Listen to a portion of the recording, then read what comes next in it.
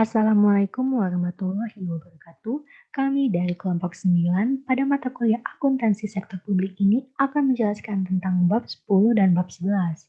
Sebelumnya, izinkan kami memperkenalkan diri terlebih dahulu. Yang pertama ada saya, Padma Dewi Piranti dengan NPM Ujung 032. Yang kedua ada Abisra Septawandra Al-Ghifari dengan NPM Ujung 034. Yang ketiga ada Chairulisa Rahmalia Putri dengan NPM Ujung 063. Dan yang keempat ada Kurniawan Rahman dengan NPM Ujung 060. Yang pertama akan kami bahas adalah bab 10 mengenai penetapan harga barang dan jasa publik di Indonesia, perbandingannya dengan sektor bisnis. Pemberian pelayanan publik pada dasarnya dapat dibiayai melalui dua sumber, yaitu pajak dan pembebanan langsung kepada masyarakat sebagai konsumen jasa publik. Dalam penentuan harga pelayanan publik ini, pemerintah memiliki andil yang sangat besar. Dengan adanya keterlibatan pemerintah, diharapkan dalam penentuan harga barang publik adalah ingin meningkatkan baik efisiensi alokasi sumber daya maupun keadilan dalam distribusi pendapatan. Pemerintah akan terlibat dalam penyediaan barang pribadi untuk memproteksi masyarakat dari penipuan, kepastian tersedianya jasa, maupun keseragaman kualitas jasa. Semua keterlibatan pemerintah ini ditujukan untuk mencapai penentuan harga yang efisien. Tujuan kebijakan harga oleh pemerintah mencakup tindakan-tindakan yang diperlukan agar pasar bekerja lebih baik, termasuk memperbaiki arus informasi atau mengurangi unsur-unsur monopoli dan batasan-batasan dalam masuknya perusahaan-perusahaan baru dalam pasar. Selanjutnya, manajemen pelayanan publik dan manajemen pelayanan swasta atau bisnis. Berdasarkan keputusan Menteri Negara Pendayagunaan Aparatur Negara, pelayanan publik dijelaskan adalah segala kegiatan pelayanan yang dilaksanakan oleh penyelenggara pelayanan publik sebagai upaya pemenuhan kebutuhan penerima pelayanan maupun pelaksanaan ketentuan peraturan perundang-undangan. Dalam konsep pelayanan, dikenal dua jenis pelaku pelayanan. Yang pertama ada penyedia layanan, dan yang kedua ada penerima layanan. Penyedia layanan atau yang biasa disebut sebagai service provider adalah pihak yang dapat memberikan suatu layanan tertentu kepada konsumen berupa layanan dalam bentuk penyediaan dan penyerahan barang maupun jasa. Sedangkan yang kedua, penerima layanan adalah pelanggan atau customer ataupun juga konsumen yang menerima layanan dari para penyedia layanan. Lalu berdasarkan status keterlibatannya dengan pihak yang memberikan pelayanan, pelanggan dapat dikategorikan menjadi dua. Yang pertama ada pelanggan internal dan yang kedua ada pelanggan eksternal. Pelanggan internal adalah orang-orang yang terlibat dalam proses penyediaan jasa atau proses produksi barang sejak dari perencanaan, pencitraan jasa atau pembuatan barang sampai dengan pemasaran barang, penjualan, serta pengadministrasiannya. Lalu yang kedua ada pelanggan eksternal. Pelanggan eksternal adalah semua orang yang berada di luar organisasi yang menerima layanan penyerahan barang ataupun jasa. Pada prinsipnya, pelayanan publik berbeda dengan pelayanan swasta. Namun demikian, terdapat persamaan di antara keduanya ini. Yang pertama, keduanya sama-sama berusaha untuk memenuhi harapan pelanggan dan mendapatkan kepercayaan. Lalu kepercayaan pelanggan adalah jaminan atas kelangsungan hidup organisasi. Selanjutnya, pengelompokan barang dan jasa. Jenis-jenis barang dan jasa yang dibutuhkan oleh masyarakat dan individu dibagi menjadi 4 kelompok. Yang pertama ada barang private, barang semi-private, barang public, dan barang semi-public. Yang pertama ada barang private. Barang dan jasa jenis ini dikonsumsi secara individual dan tidak dapat diperoleh oleh si pemakai tanpa persetujuan pemasoknya. Bentuk persetujuannya biasanya dilakukan dengan penetapan dan negosiasi harga tertentu serta transaksi pembelian. Seperti apa contohnya? Yang pertama adalah makanan dan yang kedua adalah pakaian. Lalu selanjutnya ada barang semi-private. Barang dan jasa jenis ini itu dikonsumsi secara individual namun sulit untuk mencegah siapapun untuk memperolehnya meskipun mereka tidak mau membayar atau biasa disebut sebagai barang semi-private. Contoh dari barang semi-private ini adalah pembelian radio, yang mana ketika radio ini dinyalakan, si pemilik tidak dapat mencegah orang lain untuk tidak ikut mendengarkan radio tersebut. Lalu yang ketiga, ada barang publik. Barang publik adalah barang yang biasanya digunakan secara bersama-sama dan tidak mungkin mencegah siapapun untuk menggunakannya, sehingga masyarakat atau pengguna pada umumnya tidak bersedia membayar berapapun tanpa dipaksa untuk memperoleh barang ini, misalnya seperti jalan raya dan juga taman. Lalu yang terakhir ada barang semi-public. Barang dan jasa jenis ini umumnya digunakan secara bersama-sama. Namun si pengguna harus membayar dan mereka yang tidak mau membayar dapat dengan mudah dicegah dari kemungkinan menikmati barang tersebut. Semakin sulit atau mahal mencegah seseorang konsumen, potensial dari pemanfaatan toll goods semakin serupa barang tersebut dengan ciri barang publik atau collective goods yang biasa disebut juga dengan barang semi-publik. Misalnya seperti jalan tol dan juga jalan timbang. Selanjutnya, pengelompokan pelayanan publik berdasarkan Menpan nomor 63 tahun 2003 tentang Pedoman Umum Penyelenggaraan Pelayanan Publik, yang mana pengelompokan ini dibagi menjadi 3 macam. Yang pertama ada pelayanan administratif, pelayanan barang, dan pelayanan jasa. Untuk kelompok pelayanan administratif, yaitu bentuk pelayanan yang menghasilkan berbagai macam dokumen resmi yang dibutuhkan oleh masyarakat atau publik. Misalnya akte kelahiran serta akte kematian, lalu ada juga kartu tanda penduduk, akte pernikahan, serta SIM. Lalu yang kedua, kelompok pelayanan barang, yaitu pelayanan yang menghasilkan berbagai bentuk barang yang dibutuhkan oleh publik. Misalnya seperti jaringan telepon, listrik, air besi, dan lain sebagainya. Dan yang terakhir, tadi ada kelompok pelayanan jasa, yaitu pelayanan yang menghasilkan berbagai bentuk jasa yang dibutuhkan oleh publik. Misalnya seperti pendidikan, pemeliharaan, kesehatan, transportasi, dan lain sebagainya. Selanjutnya saya akan membahas mengenai penentuan harga pelayanan publik. Proses politik diperlukan dalam menentukan berapa jumlah barang publik yang harus disediakan dan bagaimana implikasinya terhadap distribusi biaya yang akan menjadi tanggung jawab para individu. Proses ini dilakukan tidak lepas karena perlunya pemerintah secara langsung turun tangan dalam menjamin manfaat eksternalnya. Adapun tujuan dalam penentuan harga pelayanan publik adalah yang pertama, dapat dijual dengan harga pasar, lalu dijual dengan tingkat harga tertentu yang berbeda dengan harga pasar, serta yang terakhir diberikan secara gratis kepada para konsumennya. Adapun poin penting lain terkait penentuan harga pokok ini, yang pertama, keputusan penentuan harga pokok oleh pemerintah ditujukan untuk memperbaiki alokasi sumber daya ekonomi pada sektor publik. Yang kedua, ketidakefisienan atau pemborosan akan terjadi apabila dipandang dari ilmu ekonomi, yaitu konsumen menilai barang atau jasa yang disediakan oleh pemerintah terlalu mudah diperoleh. Contohnya seperti air minum dan listrik. Pemerintah tidak diharapkan untuk memperoleh keuntungan dari penyediaan barang yang dibutuhkan oleh masyarakat, sehingga pemerintah dapat menetapkan harga yang sangat tinggi. Pemerintah hanya bisa menutup biaya totalnya yang mengakibatkan perusahaan-perusahaan pemerintah penyedia barang utilitas publik akan tetap dapat berjalan tanpa mengalami kerugian. Yang ketiga, perusahaan yang mengelola utilitas publik yang harus menjual produksinya tanpa memperoleh keuntungan sama sekali akan menghadapi permasalahan dalam ekspansi atau melakukan perluasan usaha. Oleh karenanya, pemerintah akan menetapkan jumlah keuntungan maksimal, lalu konsumen akan membayar jumlah di atas nilai yang ditetapkan sebelumnya saat zero profit. Pada kondisi ini, konsumen tidak terlalu dibebankan tingkat harga yang terlalu tinggi, tetapi produsen masih dapat melakukan perluasan usaha. Dan yang terakhir, yang keempat, kajian harus dilakukan untuk memperoleh kebijakan yang tepat sasaran. Artinya, perusahaan penghasil utilitas publik diwajibkan dalam menyediakan barang dan jasa publik, sedangkan pemerintah berkewajiban membatasi keuntungan yang harus diperoleh oleh perusahaan-perusahaan tersebut.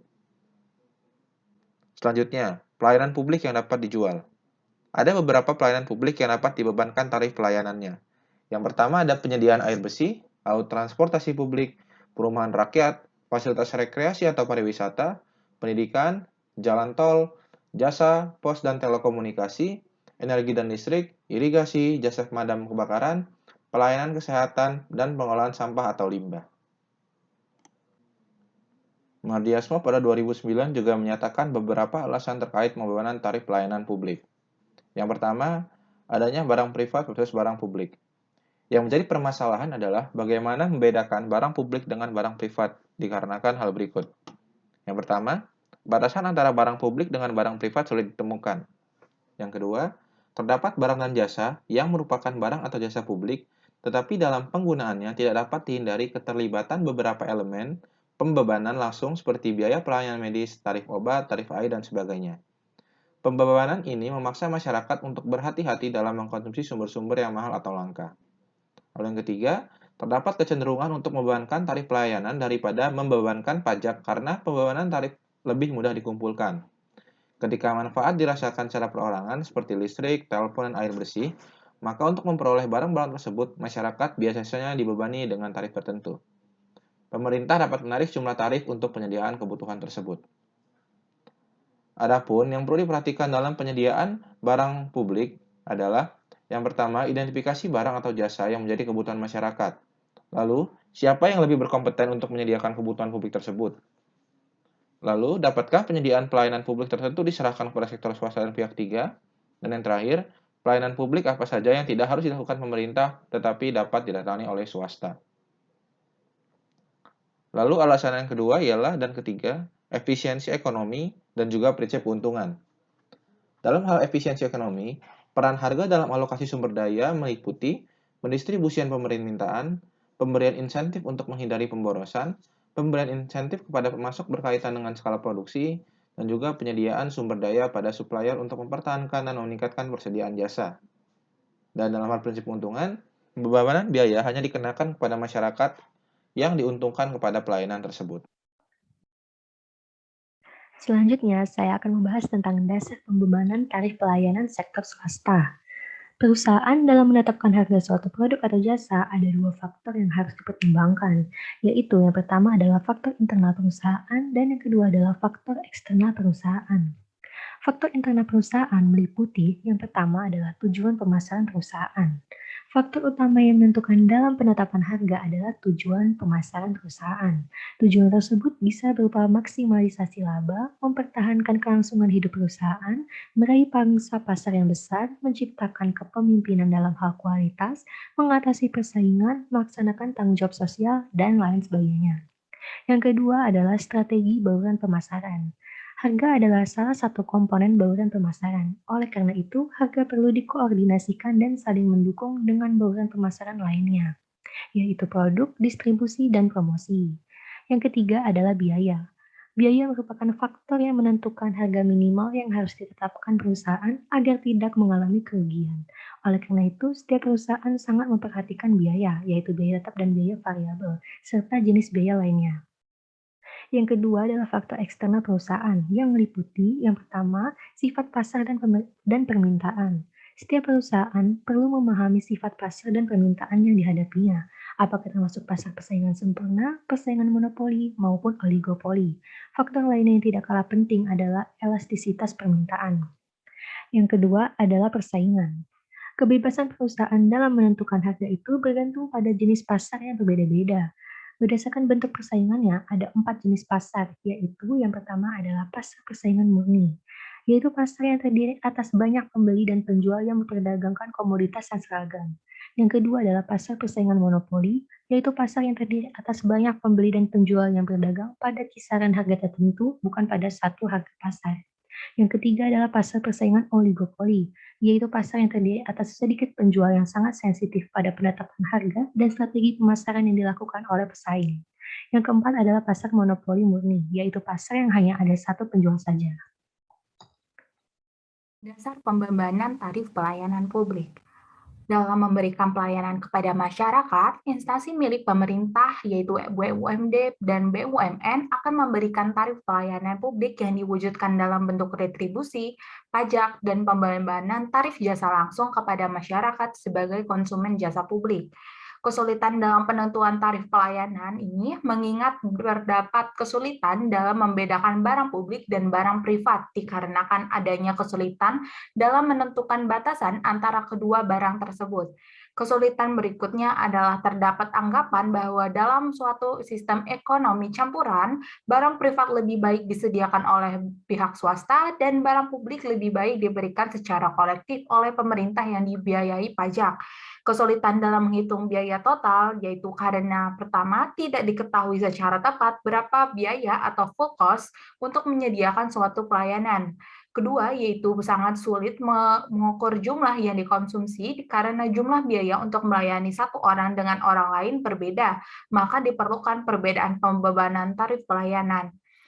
Ketiga, yaitu pembebanan tidak memperhitungkan kemampuan masyarakat untuk membayar. Dan yang terakhir, ada biaya harus diperhitungkan apakah hanya operasi langsung atau perlu juga diperhitungkan biaya modal.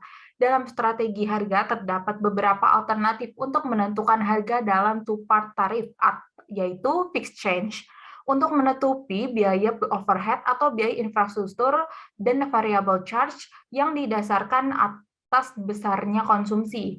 Salah satu cara mengakomodasikan pertimbangan keadilan melalui kebijakan penetapan harga dengan full cost recovery. Harga pelayanan didasarkan pada biaya penuh atau biaya total untuk menghasilkan pelayanan dan harga di atas marginal cost. Penentuan tarif ini juga harus mempertimbangkan opportunity cost untuk staff, perlengkapan, opportunity cost of capital, accounting price, and untuk input ketika harga pasar tidak menunjukkan value to society. Value from money merupakan konsep pengelolaan organisasi sektor publik yang mendasarkan pada 3 elemen utama, yaitu ekonomi, efisiensi, dan efektivitas ekonomi yang merupakan perbandingan input dengan nilai input yang dinyatakan dalam satuan moneter. Dalam penentuan standar pelayanan minimum sebagai feedback pelayanan kepada masyarakat, maka organisasi sektor publik harus mempertimbangkan pemangku kepentingan sebagai orang berkepentingan dalam penyusunan tarif dan standar pelayanan minimum sangat penting seperti masyarakat umum, akademisi, dan para konsultan, serta pihak yang berkonsentrasi dalam sektor publik. Penutup pembebanan pelayanan publik merupakan salah satu sumber penerima bagi pemerintah selain pajak, penjualan aset milik pemerintah, utang, dan laba BUMN atau BUMD. Dalam menentukan harga pelayanan publik juga dianut konsep different cost purpose, yaitu membebankan biaya untuk pelayanan yang berbeda. Yang terakhir yaitu mengenai kesimpulan, harga di dalam sektor publik mempunyai suatu dampak yang penting pada konsumsi dan perilaku. Seringkali harga diatur dalam cara-cara yang bertentangan dengan sasaran hasil kebijakan publik. Masih ada sejumlah strategi penetapan barang publik yang lebih efisien seperti two-part tarif. Memang disadari bahwa penetapan harga pada barang tersebut, namun juga harus diingat bahwa penyediaan barang publik pada awalnya memiliki tujuan tertentu. Tidak seperti barang swasta, uang secara pasti bertujuan mendapatkan laba semaksimal mungkin. Penyediaan barang publik lebih mengarah kepada pencapaian kesejahteraan masyarakat. Selanjutnya akan dilanjutkan oleh rekan saya.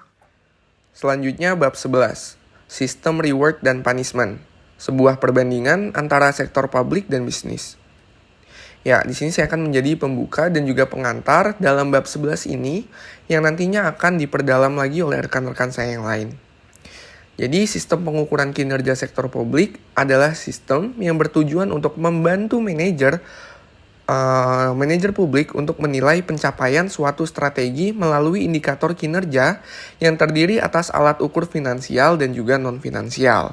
Salah satu bentuk dari adanya suatu pengukuran kinerjanya yaitu dengan adanya reward dan punishment pada suatu organisasi sebagai hasil timbal balik atas pekerjaan seorang pelaksana. Nah, pada bab 11 ini kita akan membahas mengenai pengimplementasian reward dan punishment pada sektor pemerintahan dan bagaimana bentuk penerapannya. Dampak yang akan didapat apabila pengimplementasian reward dan punishment ini dilakukan terhadap kinerja pelaksana. Kajian teoritis dalam sistem reward dan punishment. Sistem pengukuran kerja.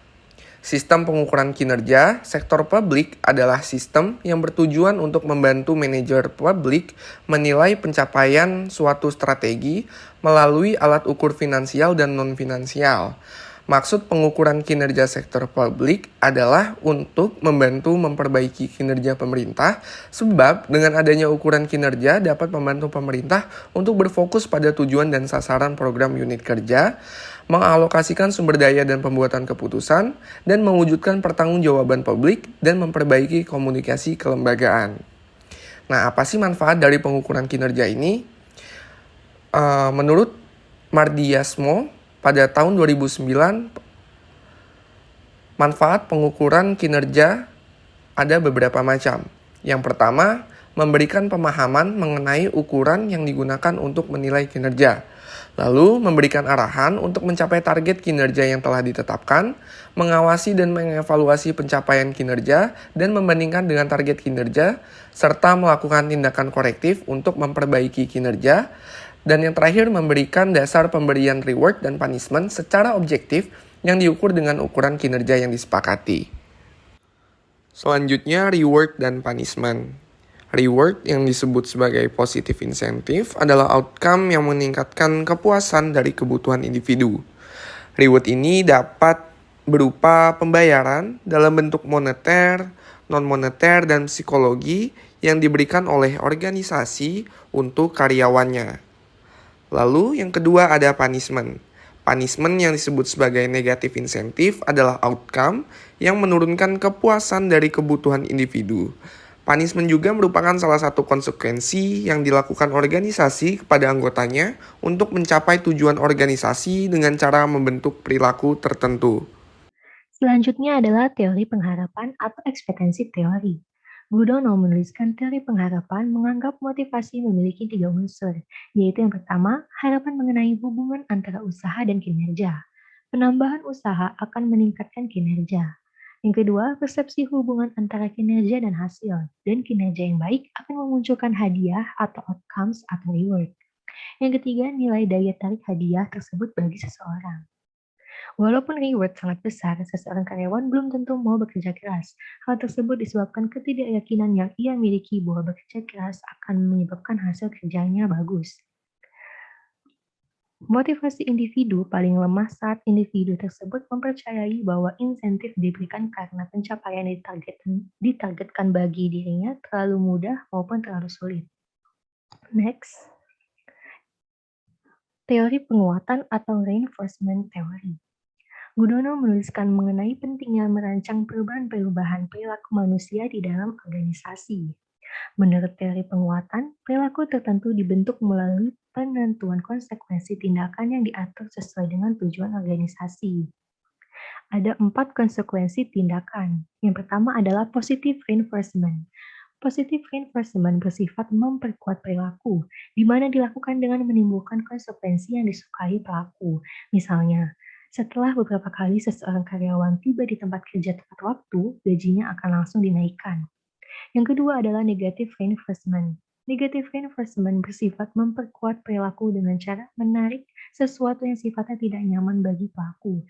Misalnya, sekelompok karyawan yang dimutasi ke tempat yang kurang mereka sukai, ketika mereka telah menunjukkan perbuatan dan kinerja yang baik, dikembalikan ke posisi yang mereka sukai. Yang ketiga adalah hukuman atau punishment. Punishment bersifat melemahkan perilaku tertentu, di mana dilakukan dengan memberikan konsekuensi yang tidak enak bagi pelaku. Misalnya, seorang karyawan yang 3 kali terlambat kerja diberikan hukuman mendapat pekerjaan tambahan. Yang keempat ada extinction, yang bersifat melemahkan perilaku tertentu, di mana dilakukan dengan cara mengabaikan tindakan pelaku sehingga dia tidak mengulanginya lagi. Misalnya, seorang karyawan yang sedikit-sedikit menelpon atasan untuk menanyakan perihal teknis pekerjaannya, suatu ketika bisa saja teleponnya tidak dijawab, sehingga dia berusaha keras mengatasi sendiri masalahnya dan tidak lagi terus menelpon atasan. Next, teori keagenan atau agency teori. Konsep keagenan adalah hubungan atau kontrak antara prinsipal dan agen. Prinsipal mempekerjakan agen untuk bertindak sesuai dengan kepentingan prinsipal, namun keduanya memiliki perbedaan preferensi dan tujuan. Teori keagenan mengasumsikan bahwa semua individu bertindak atas kepentingan mereka sendiri sehingga menimbulkan konflik. Teori keagenan menimbulkan 2 masalah. Yang pertama adalah principal agent problem. Principal agent problem yang dapat disebut dengan agensi dilema adalah masalah atau konflik yang timbul karena agen melakukan tindakan yang menguntungkan dirinya dengan eksploitasi keunggulan informasi yang dimilikinya, namun merugikan prinsipal, di mana akan menimbulkan agensi cost. Lalu, yang kedua adalah agency problem. Di dalamnya ada adverse selection dan moral hazard. Adverse selection atau pilihan buruk terjadi saat prinsipal tidak mengetahui kemampuan agen sehingga membuat pilihan yang buruk mengenai agen tersebut. Lalu moral hazard atau bencana moral terjadi saat pihak agen secara sadar memiliki keunggulan informasi namun tidak memenuhi kontrak yang telah disetujuinya dengan prinsipal. Selanjutnya ialah mengenai konsep dan aplikasi sistem reward dan punishment di sektor publik. Reward dan punishment merupakan salah satu sistem kompensasi dan insentif yang baik untuk memotivasi agen agar bekerja atas kepentingan terbaiknya. Alur pikirnya meliputi agen adalah rasional, pemotivasian oleh pimpinan kepada agen dilakukan agar agen mengeluarkan usaha yang besar dengan cara memberi reward pada agen, sehingga agen akan berusaha maksimal agar mendapat reward yang besar. Lalu, reward yang diterima agen bergantung pada output yang dihasilkan. Serta yang terakhir, agen memiliki target tertentu dan hanya mau bekerja jika jumlah reward yang dia terima minimal sebesar target tersebut. Selanjutnya ada perbedaan organisasi sektor publik dengan bisnis. Perbedaan karakteristik organisasi sektor publik dengan bisnis adalah dalam beberapa hal. Yang pertama ialah tujuan organisasi. Dalam bisnis, tujuan kinerja manajemen organisasi adalah maksimalisasi laba.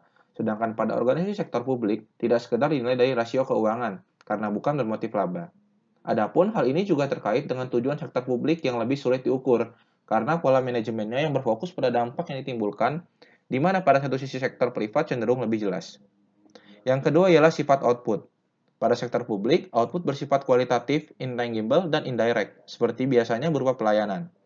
Pada organisasi sektor bisnis, output pada umumnya adalah perusahaan pemanufakturan. Yang ketiga adalah hubungan antara input dengan output. Organisasi sektor publik sebagai pusat pertanggungjawaban karakteristik inputnya tidak bisa ditelusuri atau dibandingkan secara langsung dengan outputnya sebagaimana sifat biaya kebijakan. Lalu yang keempat, operasi berdasarkan market force. Organisasi sektor publik tidak beroperasi sebagaimana persaingan sempurna, sehingga tidak semua output yang dihasilkan tersedia di pasar secara bersaing.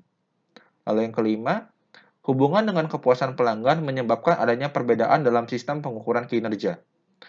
Organisasi sektor publik menyediakan jasa pelayanan bagi masyarakat yang sangat heterogen dan mengukur kepuasan masyarakatnya yang mempunyai kebutuhan dan harapan yang beraneka ragam. Dan ada perbedaan lain seperti jenis agensi atau badan pemerintah yang tergantung pada fungsi masing-masing.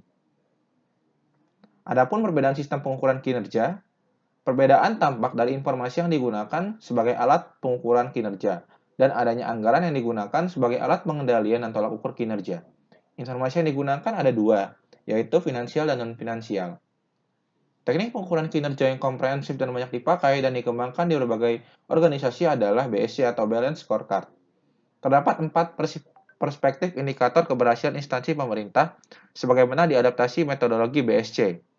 Ialah, yang pertama, perspektif stakeholders dan finansial. Melihat pada kinerja dari sudut pandang penyedia sumber daya dan menunjukkan hasil dari apa yang ingin dicapai dalam perspektif lainnya, disebut juga sebagai perspektif keuangan, yang mana merupakan konsekuensi tindakan dari 3 perspektif lain. Selanjutnya, perspektif pelanggan. Merupakan indikator tentang bagaimana pelanggan melihat organisasi dan bagaimana organisasi memandang mereka. Indikator yang dapat digunakan adalah tingkat kepuasan pelanggan. Selanjutnya ada perspektif proses internal. Mencakup indikator produktivitas, kualitas, waktu penyerahan, waktu tunggu, dan sebagainya. Indikator ini memungkinkan untuk menentukan apakah proses telah mengalami peningkatan, sejajar dengan benchmark, dan atau mencapai target sasaran. Lalu yang terakhir ada perspektif inovasi dan pembelajaran. Memuat indikator tentang sampai seberapa jauh manfaat dari pengembangan baru atau bagaimana hal ini dapat memberikan kontribusi bagi keberhasilan di masa depan. Mengukur hasil dari tindakan dan aktivitas dalam perspektif ini mungkin tidak dapat dilakukan karena hasilnya tidak segera dapat diketahui dan bersifat jangka panjang. Bisa juga diperlukan sebagai ukuran pengganti dari indikator kinerja. Yaitu mengenai perbedaan indikator kerja. Tujuan dan indikator kerja yang digunakan dalam Balanced Scorecard atau BSD, organisasi sektor publik dalam Hansen and Mowen adalah sebagai berikut. Yang pertama ada perspektif keuangan. Indikatornya seperti menaikkan jumlah produk baru, membuat aplikasi baru, mengembangkan pelanggan dan pasar baru, dan mengadopsi strategi penetapan harga baru. Yang kedua ada perspektif pelanggan, yaitu indikatornya seperti penurunan harga, penurunan biaya pasca pembelian, perbaikan kualitas produk, peningkatan keamanan keandalan pengiriman, dan perbaikan citra dan reputasi produk. Yang ketiga yaitu ada perspektif proses bisnis internal. Indikatornya seperti peningkatan jumlah produk, peningkatan produk yang dimiliki, penurunan waktu pengembangan produk baru, peningkatan kualitas proses, peningkatan efisiensi proses, penurunan waktu pemrosesan, peningkatan kualitas pelayanan, peningkatan efisiensi pelayanan, dan penurunan waktu pelayanan.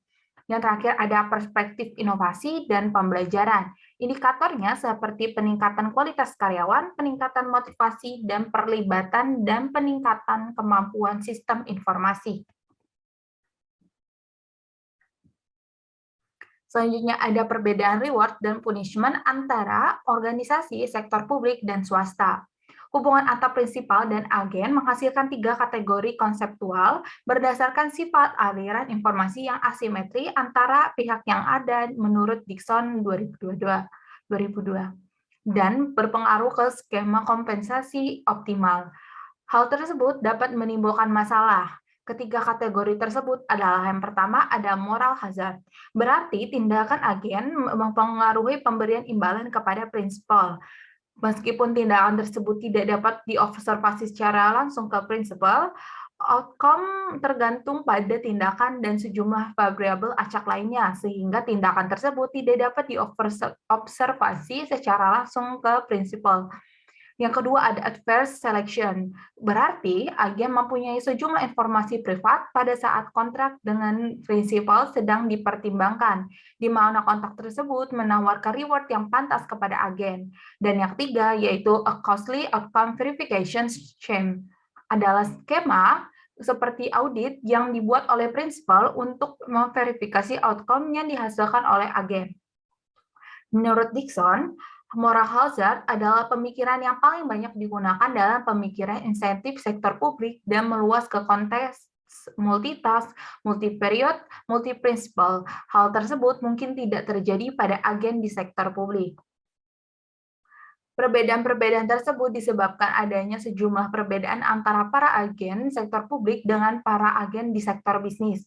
Hal tersebut disebabkan adanya fitur spesial yang dipunyai oleh agen sektor publik. Beberapa fitur spesial tersebut seperti multiplisitas, dimensi tugas, dan stakeholder yang seringnya terjadi konflik kepentingan tentang tujuan atau the ends, dan sarana, the means, serta tingkatan manajemen dan pekerja garis depan atau frontline workers. Selain itu, bahwa agen sektor publik tidak sesuai dengan intensif berbasis kompetisi atau kinerja, karena akan menghasilkan efek menguntungkan sedangkan dalam sejumlah dimensi dan reaksi disfungsional dalam dimensi lainnya atau dari prinsipal lainnya. Sehingga saat penggunaan intensif tradisional organisasi sektor publik membutuhkan aplikasi yang spesifik untuk agen atau tugas yang spesifik atau kinerja dapat didefinisikan, dikuantifikasikan, dan diukur dengan sejumlah petunjuk, dan konflik politik tentang aspek yang berbeda dari kinerja relatif minor. Sekian dari saya, selanjutnya akan dilanjutkan oleh rekan saya. Kesimpulan, reward dan punishment merupakan salah satu sistem kompensasi dan insentif yang baik untuk memotivasi agen agar bekerja atas kepentingan terbaik prinsipal. Perbedaan karakteristik organisasi sektor publik dengan bisnis dalam hal tujuan organisasi, sifat output, hubungan antara input-output, operasi berdasarkan market force, dan hubungan dengan kepuasan pelanggan menyebabkan adanya perbedaan dalam indikator-indikator kinerja yang digunakan untuk mengevaluasi pekerjaan yang akhirnya berpengaruh kepada perbedaan sistem reward dan punishment antara organisasi sektor publik dan bisnis. Perbedaan juga tampak dari informasi-informasi yang digunakan untuk mengukur kinerja dan adanya anggaran yang digunakan sebagai alat pengendalian dan tolok ukur kinerja. Sekian presentasi dari kelompok kami. Kami ucapkan terima kasih dan mohon maaf apabila banyak kesalahan. Wassalamualaikum warahmatullahi wabarakatuh.